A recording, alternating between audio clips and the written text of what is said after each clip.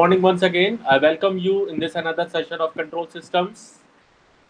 This is lecture number 5 and we are going to study about the time response analysis. In the time response analysis, we are going to study about what is a time response, what are the different types of responses, and how do we calculate this time response of a system. More even, we are going to discuss about the nonlinear type of systems for which we are going to study about the time response analysis. We can analyze the response of a control system in both time domain and frequency domain.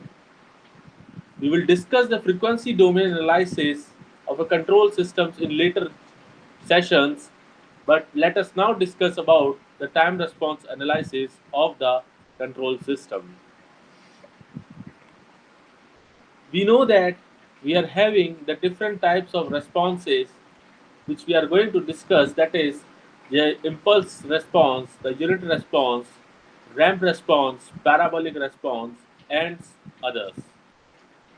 These are the standard signals which we are going to discuss, which we are going to apply on a particular type of a system and also on a first order system and second order system. Today we are going to discuss only about the first order system by applying the impulse response and the unit response for a particular type of a system. Now let's begin with this.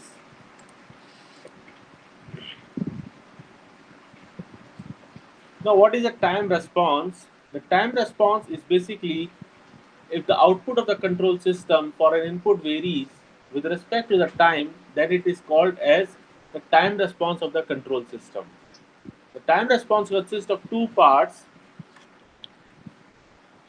The time response consists of the two parts. First is the transient response and the steady state response.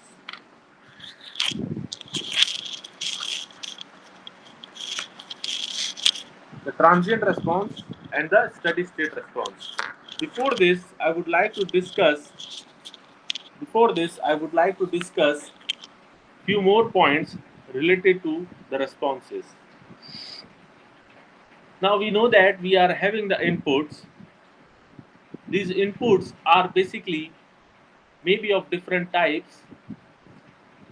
These may be the delta t, which is called type of what an impulse response. We can give an example of a shock. Okay, we get a shock, we get an impulse when we touch an electric switch. We may get a shock, and that may be a very one instant moment only. So that type of a shock is an example of an impulse response.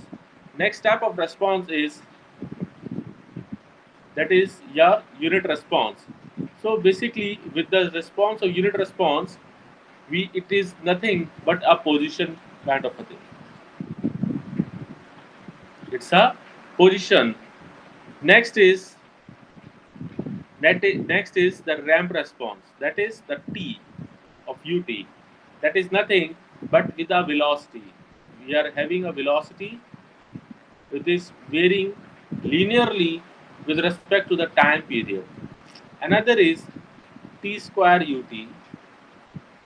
This is basically t square by 2 ut. This is basically a type of a response which can be defined as an acceleration. So these are the different types of input responses. Okay, these are these are studied in the time domain. In the time domain, and there is one more response, input response, that is your oscillatory response, basically, which is been given by sine omega t. This is your oscillatory response, which has been studied in the frequency domain. Which has been studied in the frequency domain. So these are your input responses, and these for the time domain and this is for your input response for a frequency domain. This we will discuss this one in the later sessions, but we are going to discuss only these three, these four or five, these four into the today's session. Now, apart from this, there are some output order of the system as well. Let's move further. First of all, so the response of a control system in the time domain is shown in the following figure. In this, look at this figure. We can see it can be the total time response consists of two parts. One is the transient response, another is the steady state response. That is, we have initiated, we have given the input to the system at this instant of time period, and it reaches to its steady state value after some time period. Let it be over here. Let it is reaching at t1. Okay, and so the time period up to this point is called as the transient time period, and up to after this, when it is about to reach, or it may has reached to the 90% of its final value, then it is called as a steady state response or the steady state time period. So here the both the transient and steady states are indicated in the figure. The responses corresponding to these states are known as steady state and transient state responses. Mathematically, we can write these two types of responses as Ct is equal to Ct Rt and Css of t, where S is representing the steady state and T tau is representing, your Cr is representing the transient one.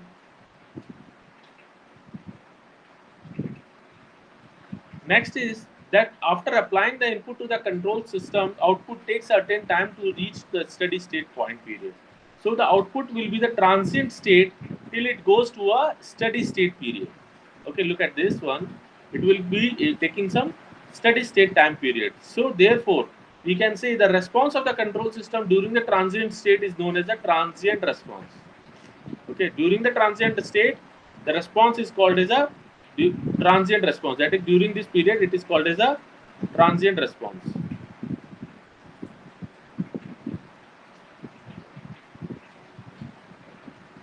And during this time period, it is called as a steady state response.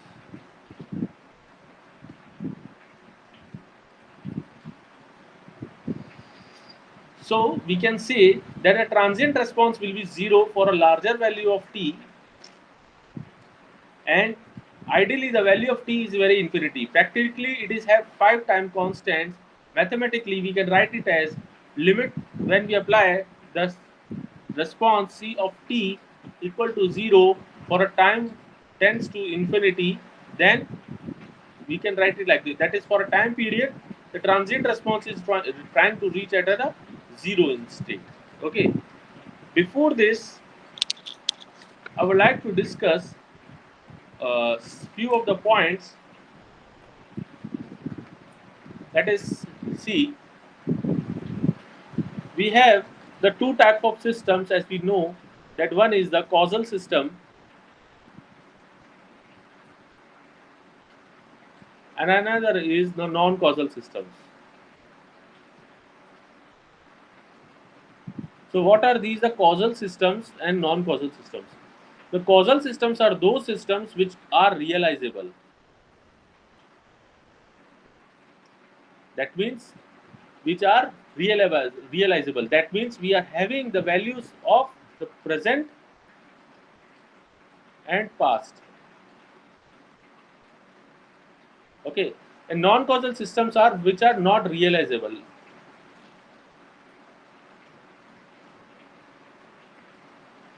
That means in those type of systems we are having the future values. Okay, that means these are not realizable. That means we are not able to design the circuit for these, but we are able to design the circuit for these type of causal systems. So in an LTI system, LTI is the linear time invariant system. So we must have studied in the signal systems as well Then the linear time invariant systems are those which are behaving linearly. For an example, look at this. It is linear. It is varying linearly. This is also varying non. This is also varying non-linearly. This is varying non-linearly. Okay, but if we talk about the linear systems, I can say this with the red one is behaving as a linear one. Okay, so the time that in the time domain, the values, linear values which are varying with respect to the time period and a time invariant, which are time invariant. That is, those values which are not changing with respect to the time. Okay, they are not varying with respect to the time are called as a LTI or the LTI systems or the LTI values. Okay, so a causal system LTI, a causal LTI system. So a causal LTI system, to be stable, all the roots of the characteristic equation of the closed loop system must be located in the left half of the S plane. Now, what is the left half of the S plane? Let me discuss it with you. This is your S plane. This is your right side, and this is your left side. Now, in this, for a system to be realizable, for a causal system, that is, a causal system is realizable, and the system to be an LTI, all the values of the roots of the characteristic equation, that is, the roots of the characteristic equation, that is, B of S is equal to 0. That is the numerator polynomial of the transfer function equal, when you substitute is equal to 0, you will get the characteristic equation.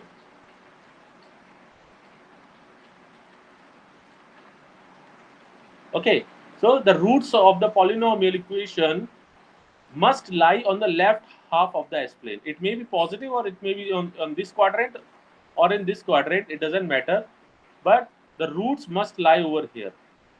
Okay, so if the poles, that is, the poles must lie on this side.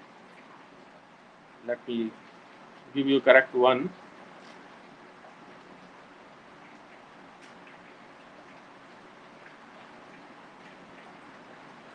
So the poles must lie in this section. If we have any pole on this, then it will be reflecting a non-causal system. Okay, so for a system to be causal, all the poles of the roots of the characteristic equation must lie on the left half of the S plane. Okay, now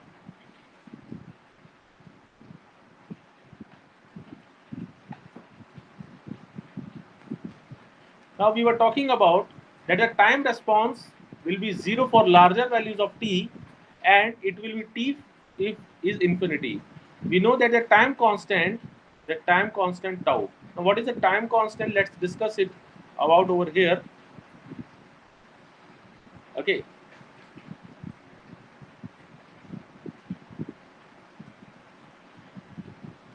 Now, for an example, consider this another graph. Consider this another graph in which we are having one system. This is your, let it be a response with respect to the time period. Okay, it is exponential one. Let it be an exponential one. Okay, so if you draw a straight line over here, it is coming over here. If you draw a tangent at this point, it is coming to be at this point. Okay, so this is a tangent at t is equal to 0. Let it be time period t. Okay, so this time period t is a time constant. Is your time constant. If I draw, let me change the ink.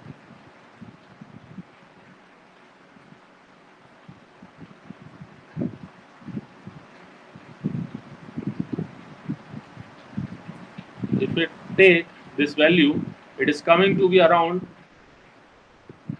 0.37. It is coming to be 0.37 if it is the value is 1.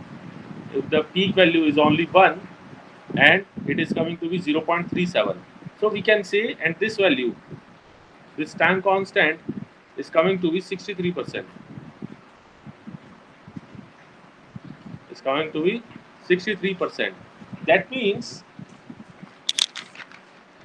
if I'm having a time constant,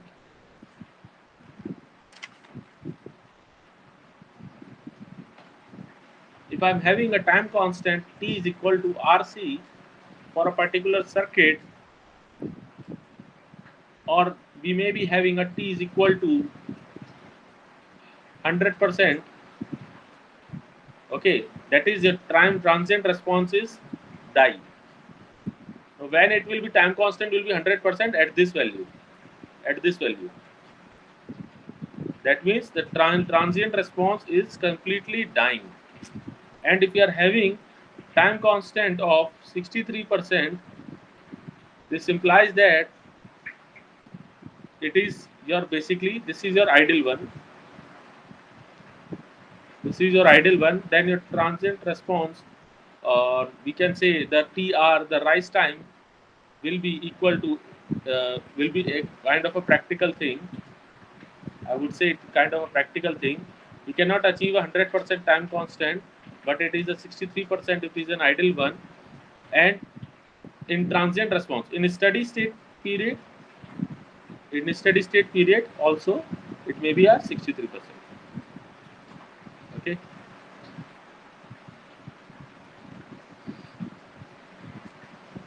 Now let's see further.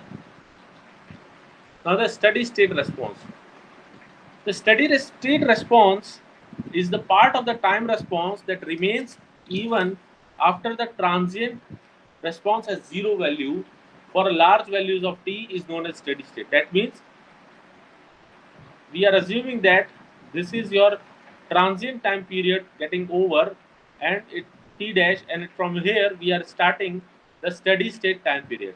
So the steady state time period, the time response during this time period, during this steady state time period, is you're called as steady state response. Okay, this means the transient response will be zero even during the steady state period. We are not having any transient state in this. We are getting the consistent time steady state value of the output for a t is equal to infinite period as well. Okay, is this clear? So let us find the transient response, transient steady state terms of the time response of the control system. So consider this system CT. So consider this system CT, which is equal to t plus 5 of e to the power t. Now look at this. This is your steady state. This is not changing, but this is consistently changing with respect to the time period. That is, it is decaying with respect to the time period exponentially. So if I draw this, I can say it is equal to somewhat over here. Okay, let it be 10. Okay, and here we are getting 5 into e to the power minus t. Okay, so we can say this is your time. So here the second term will be 0 at t denotes infinity. So we can see that after certain time period, this exponential term will completely become 0, or we can say it is become 0, and only a steady state value is coming. That is your t 10. That is a amplitude of 10. Is this clear? So the SAS term 10 remains even as the t approaches the infinity. So this is the steady state term. Now there are some standard test signals. These standard test signals are impulse, step, ramp, parabolic. These signals are used to know the performance of the control system using the time response of the output. These are the standard signals which have been implied over the system to get the standard performance of the system or we can say the performance indices are being judged from these types of inputs only. Now the very first input which is been discussed over here, that is a unit impulse signal. Now look at this. The unit impulse signal has been defined by delta t. I've told you in the starting slide as well, that is the delta t is your unit response or unit signal for t which is equal to 0 for t other than equal to 0, and it is having some value 1 which for a very particular small instant, that is just after the 0 minus and 0 plus. Basically 0 minus is called as in just instant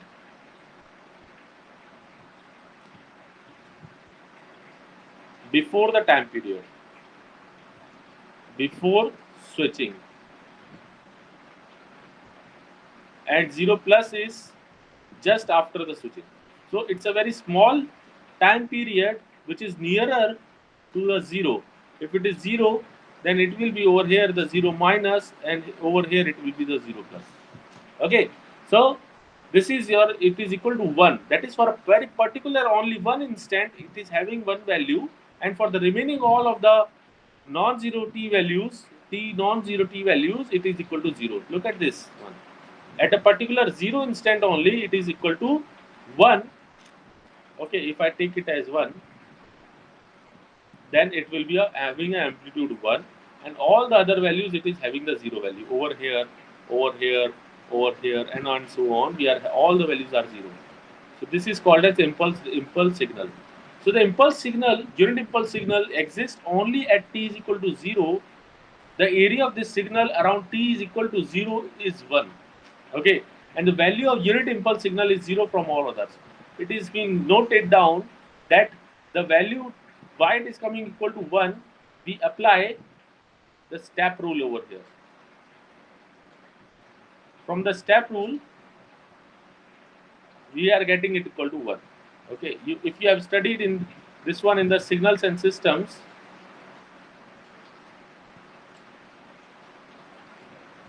then you can get the such values. Okay, next is the unit step. The unit step is basically having a, this is been defined by this one, this equation, that is ut is equal to 1 for t greater than equal to 0, and it is 0 for all the other values of other than 0. Okay, so look at this, look at this. For a greater than 1, for the greater than equal to 0, it is having the value 1. It may be 1, or in general arbitrary values, we can say that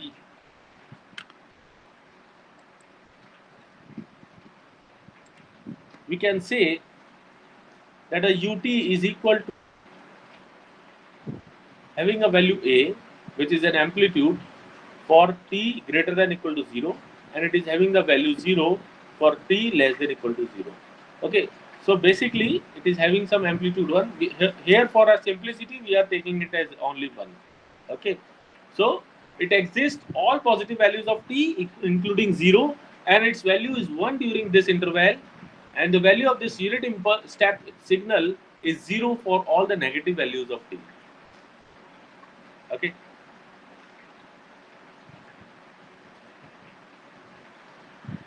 next is a unit ramp.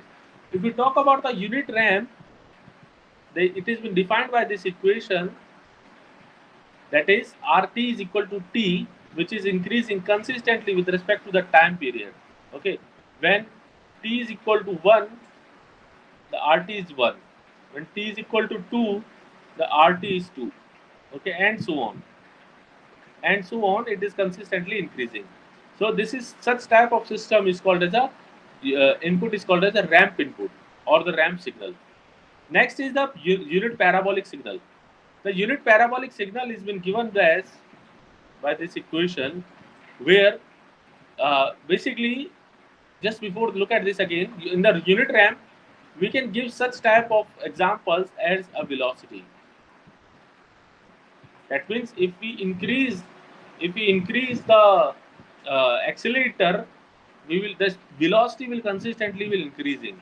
Okay, or we can say that we increase the regulator, we change the regulator, the velocity is consistently increasing.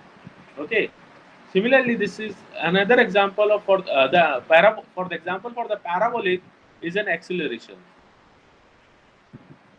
Okay. Why? It is quite similar with the acceleration equation. You can see that is t square by 2. Okay. It is giving me a parabolic equation, which is when we are increasing it, when the t was 1, p was 1 by 2. Okay. When the t was 2, p was, it will be 2. Okay. So we can see it is consistently increasing in this way. It is parabolically increasing. So the unit parabolic signal exists for all positive values of t, including the 0, and its value increases non-linearly with respect to the t during this interval. So the value of the unit parabolic signal is 0 for all the negative values. Okay, for all the negative values of the t. Now let's discuss about the time response of a first order system. Now, in the time response of the first order system, it is very essential to understand few terminologies first of all. So, let us discuss the time response, or we can say, let's discuss few basics for the time response analysis.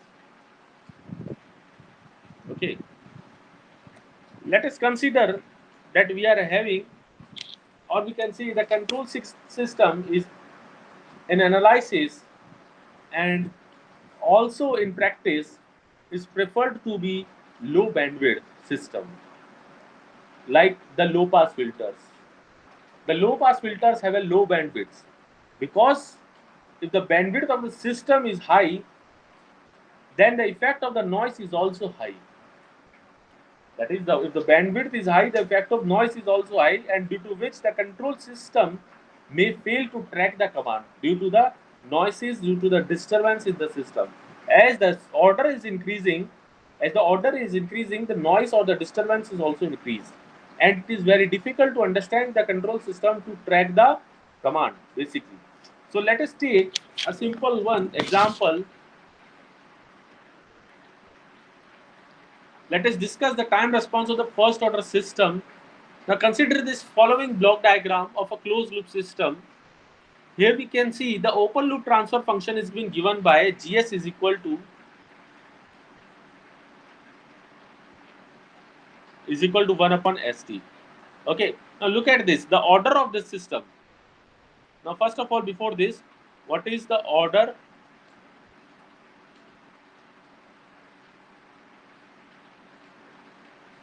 Now what is the order of system, and what are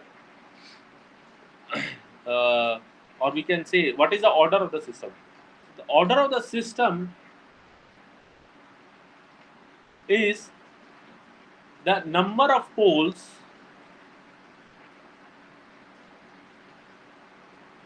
lying at origin. So how many poles are of this system are lying at origin? You can see if I substitute the Bs polynomial is equal to 0, that is the denominator polynomial equal to 0, that is s of t is equal to 0, I will be getting s is equal to t as a single pole, which is origin, which is at a at a at origin, which is at origin. Okay, so you can see the order of the system is 1. The order of the system. That's why it is called as a first order system. That is, it is an example of a first order system. So we know that the transfer function of the closed loop system is unity negative feedback. It is been negatively feedback. So the transfer function for this system would be this one.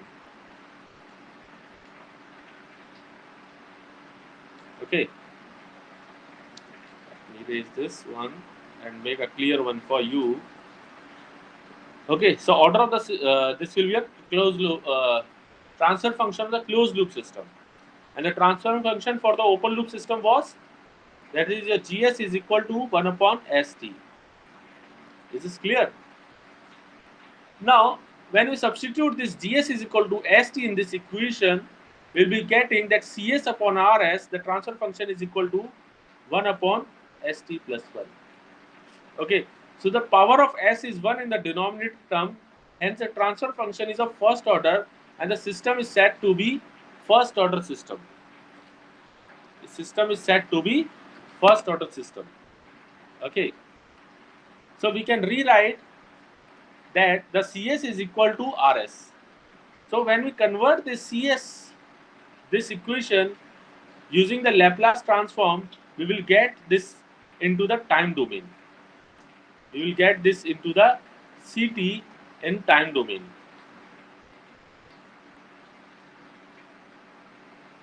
Okay, we have to convert this a Laplace inverse for this.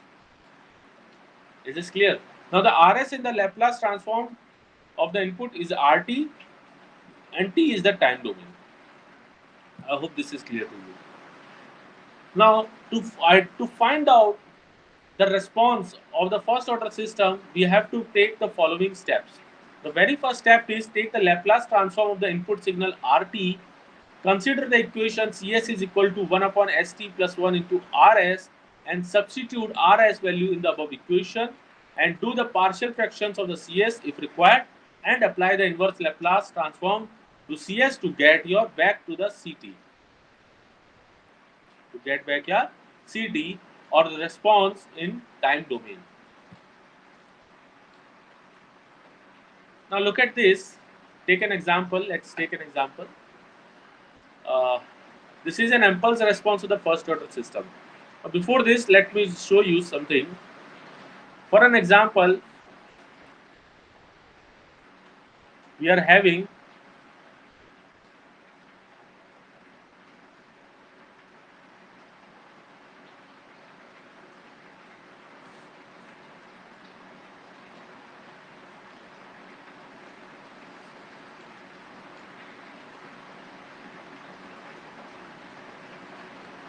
let us consider one RS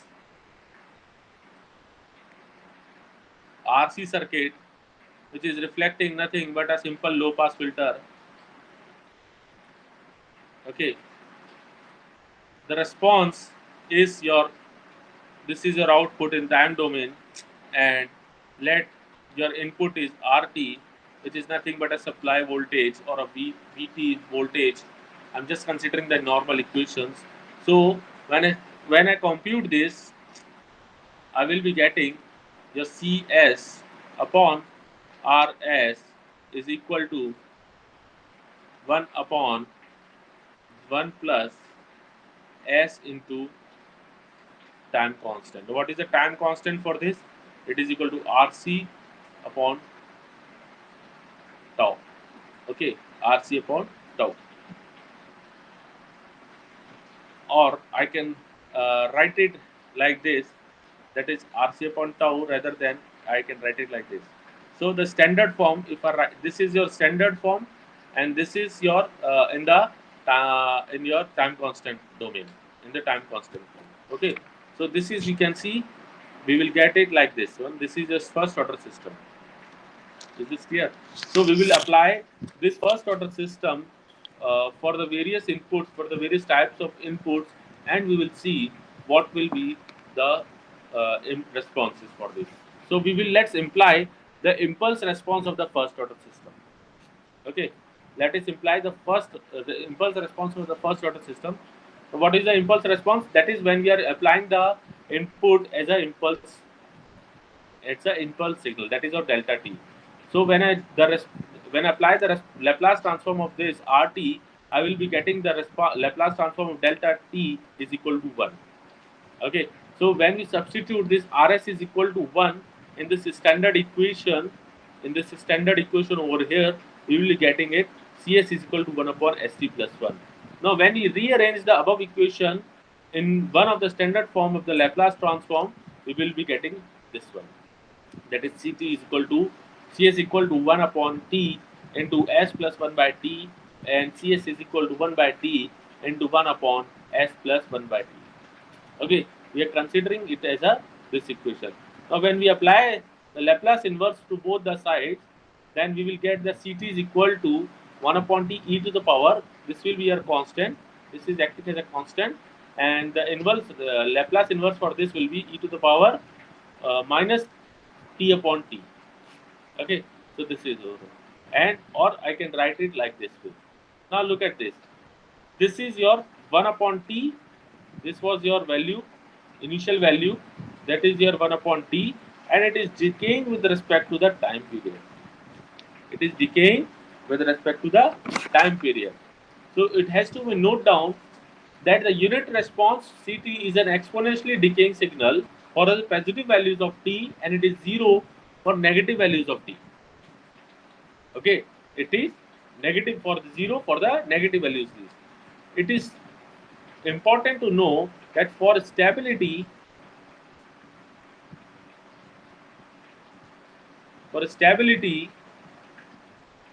if your impulse response, or we can say that is your 0 to infinity, the impulse response integration is less than infinity, that is having some finite value.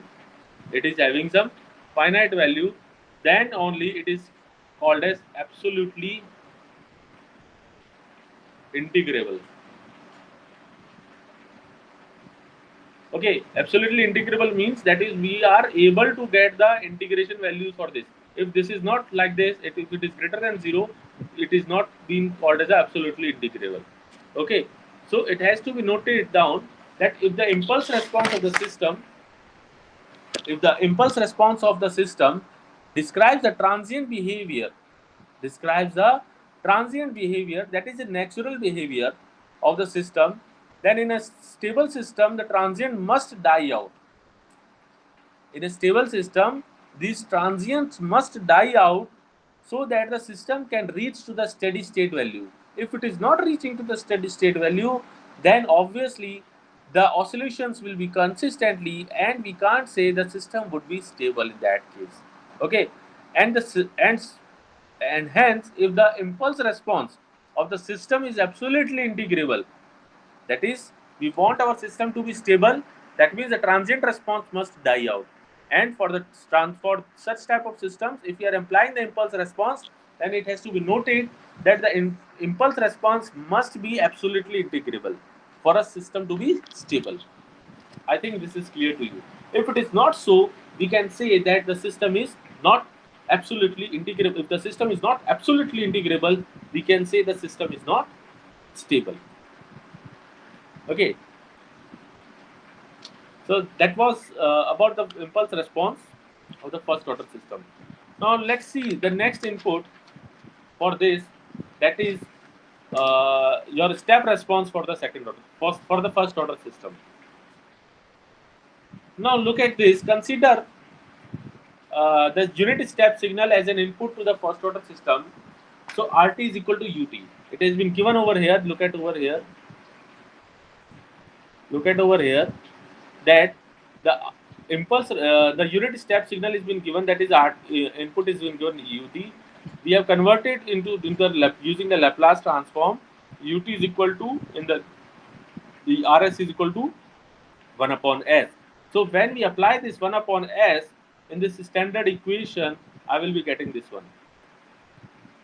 Okay, so cs is equal to 1 upon s into su plus 1. Now look at this. Look at this. Now we can see how many poles, what is the order of the system. It is still a first order system. Okay.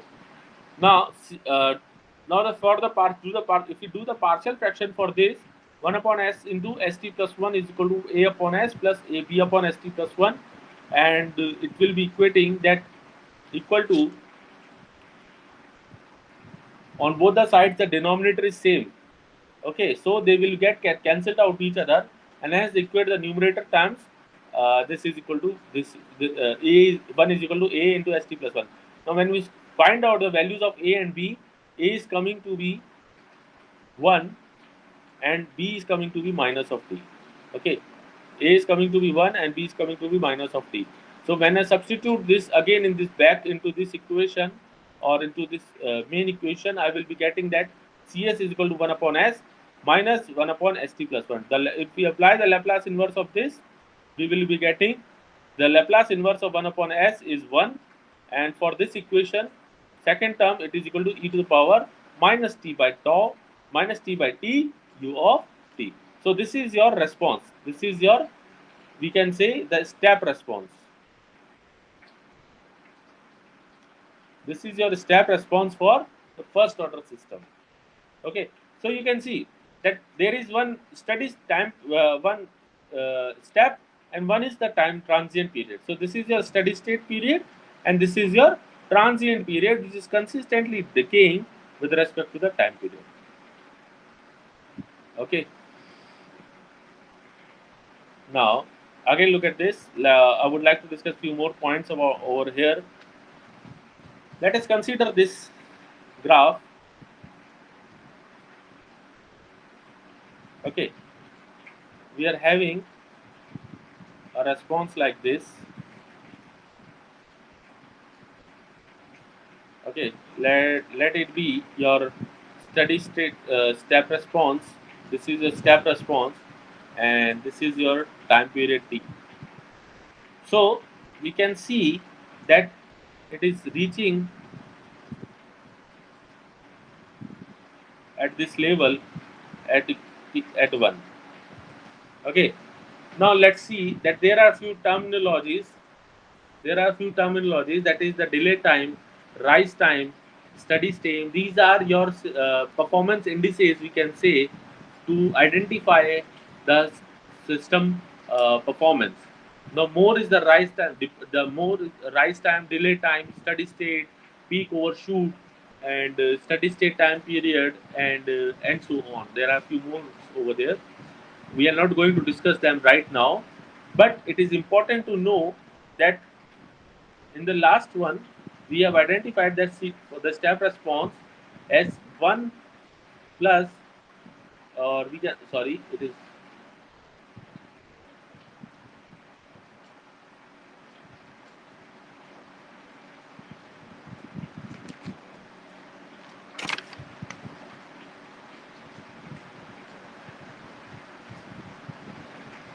okay, the response was Ct is equal to 1 minus e to the power minus t upon t into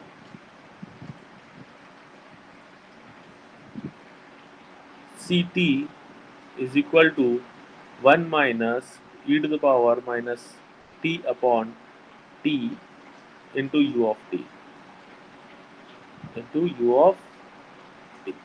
Okay, so this is your steady state period.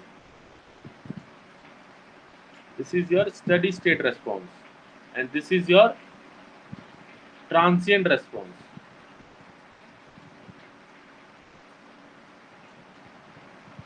Okay, so at t is equal to 0, when we apply that t is equal to 0, then we will be get the response at t is equal to 0 is 0. Okay, and at t is equal to infinity, we will getting the response as equal to 1. Okay, which has been verified by this graph as well. Basically, from these two values, we are drawing this graph. Okay, this is your final value, which is the steady state value. It is 0. At t is equal to 0, you can see the value is 0, and at t is equal to infinite over here, at this, at t is equal to infinite, we are getting as 1. Okay, this is your Ct, and this is your time period. Okay, is this clear?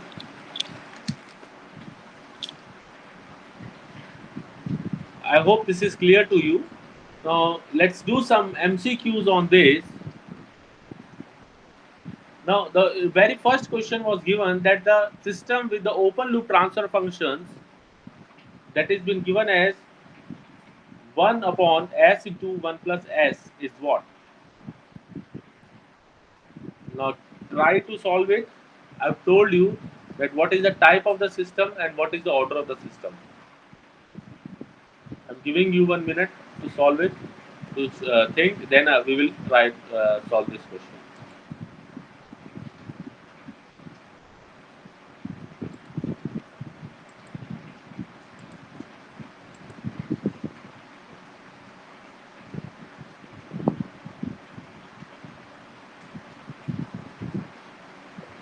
Now look at this. The question open loop transfer function was given, that is the GS is equal to 1 upon S into 1 plus S. Okay, 1 upon S into 1 plus S. Now what is the order of the system? I told you the order of the system is the highest power. The highest power of this one. The highest power is that S square. Or the denominator of B's polynomial is what? B S square. So the order of the system is 2. And what is the type of the system? Type of the system are those, that is the type of system. Now the type of system is the number of poles lying at origin. Okay, that is how many poles lies at this origin. That is, we have to substitute the characteristic equation equal to 0, that is the denominator polynomial equal to 0, and find out the roots. That is, S is equal to 0 and S is equal to minus 1. So how many poles lie at origin? Only one pole. So what is the type of the system? Type 1. So therefore the correct answer is D. Okay. Now look at the second question, that is the identical first order system have been cascaded non-interactively. The unit step response of the system will be what? Okay, that is the identical first order system have been cascaded non-interactively. That means if we are having the two first order systems, they have been cascaded like this, and the unit response of the system will be what? Try to solve this, and I will explain it to you.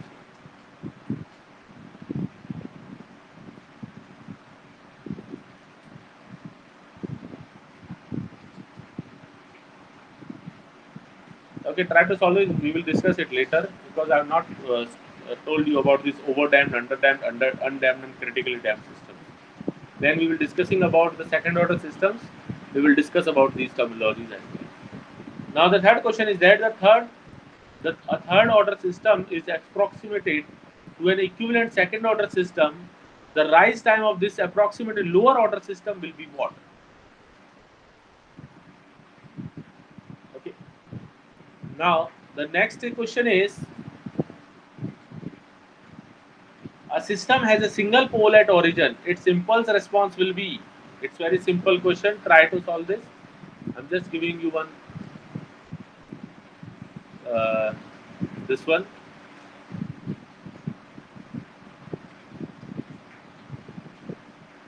Okay. Now, first of all, identify this. Try to solve this question. I will discuss it later. Correct answer is A. So, when the period of the observation is large, the type of the error will be. We have not discussed about the second order system, so we have not discussed about these errors as well, but we will study. So, for the sake of time period, you keep these one for yours. Okay. So, when the unit step response or unity feedback control system having forward transfer function is this. Seventh question says that with the negative feedback in a closed loop control system, the system sensitivity to parameter variation is increases, decreases, becomes 0, becomes infinite. The eighth question says that an underdamped second order system with negative damping will have the roots on negative real axis as roots, on the left hand side of the complex plane as complex roots, on the left hand side of the complex plane as complex conjugates, on the positive real axis on real roots. The given unity feedback system with Gs is equal to K upon S plus 4, what is the value of K? If the damping ratio zeta is been given as 0.5. How can the steady state error can be reduced? By decreasing the type of system, by increasing the system gain, by decreasing the static error constants, or by increasing the inputs. So I hope try to solve these 10 questions in the MCQs, and we will discuss in the comment section. Drop the answers in the comment section. We will discuss it later.